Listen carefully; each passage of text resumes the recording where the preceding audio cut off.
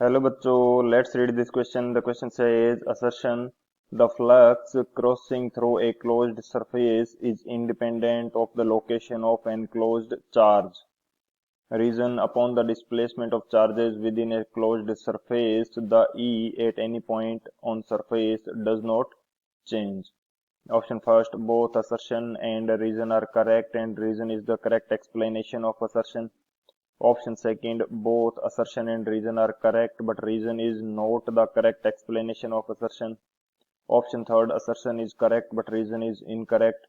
Option fourth, assertion is incorrect but reason is correct. तो इस question के अंदर हमें क्या बोला गया है? असर्शन दे रखा है कि किसी क्लोज्ड सरफेस के अंदर चार्जेस को मूव करने पर जो फ्लक्स है वो चेंज नहीं होगा. रीजन क्या दे रखा है कि किसी भी क्लोज सरफेस के अंदर चार्ज का डिस्प्लेसमेंट करने पर ई जो है प्रत्येक पॉइंट पे, सरफेस के प्रत्येक पॉइंट पे सेम रहेगा. तो बात करते हैं की कंसेप्ट की. की कंसेप्ट की यदि बात की जाए तो की कंसेप्ट के अंदर हम लोग डिस्कस कर लेते हैं कि जो फ्लक्स है चार्ज डिस्ट्रीब्यूशन के कारण किस प्रकार से फाइंड आउट किया जाता है. तो फर्स्ट की कंसेप्ट हमारा क्या हो जाएगा? Electric flux. फ्लक्स को शो किया जाता है फाई से एंड फाई की वैल्यू होती है हमारे पास Q by epsilon note. Q उस चार्ज को रिप्रेजेंट कर रहा है जो हमारे पास उस क्लोज्ड सरफेस के अंदर होता है. सो ये हमारा इलेक्ट्रिक फ्लक्स को रिप्रेजेंट करेगा. एंड सेकंड की कंसेप्ट हमारे पास क्या आ जाएगा? किसी भी चार्ज के कारण जो इलेक्ट्रिक फील्ड होता है E, इसकी वैल्यू हमारे पास रहती है K Q by D square. Q वो चार्ज है जिसे इलेक्ट्रिक फील्ड हम देख रहे हैं. D is the distance of that point जहां पे इलेक्ट्रिक फील्ड देखा जा रहा है. तो ये दो हमारे की कंसेप्ट हो जाएंगे. इन दोनों की कंसेप्ट की हेल्प से इस क्वेश्चन को सॉल्व करते हैं. सॉल्यूशन की यदि बात की जाए तो मेरे पास यदि एक क्लोज सरफेस है कुछ इस तरह से एंड इसके अंदर मेरे पास नेट चार्ज है Q, तो इससे जो फ्लक्स होगा वो मेरे पास कितना होगा? Q by epsilon not.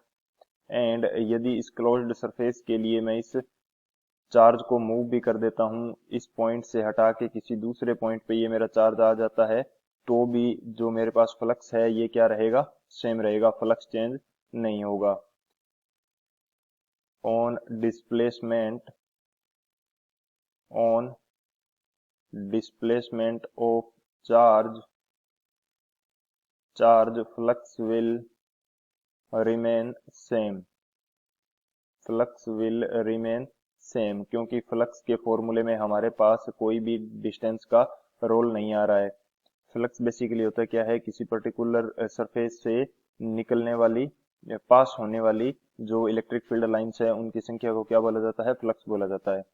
सो जो असर्शन हमारा है ये तो करेक्ट हो जाएगा क्योंकि डिस्प्लेस करने पर इसके ऊपर कोई इफेक्ट नहीं होगा.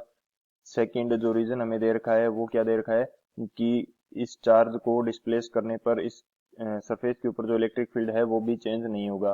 तो electric field basically find out किया जाता है E इज इक्वल टू के क्यू बाई डी स्क्वेयर. किसी पॉइंट के ऊपर यदि हम जो कि डिस्टेंस डी पे है उसके ऊपर यदि इलेक्ट्रिक फील्ड देखते हैं तो ये वैल्यू क्या है? के क्यू बाई डी स्क्वेयर. तो यदि हम इसको डिस्प्लेस करेंगे तो डी हमारा क्या होगा? डी हमारा चेंज होगा. एंड यदि डी चेंज होगा तो हमारा इलेक्ट्रिक फील्ड जो ई है ये भी चेंज हो जाएगा. सो ये हमारा कांस्टेंट नहीं रहता. सो रीजन हमारा क्या है? इनकरेक्ट है.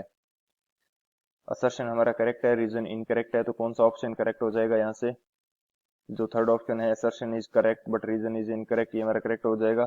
सो option third is the final answer. I hope you understood it well. Best of luck. Thank you.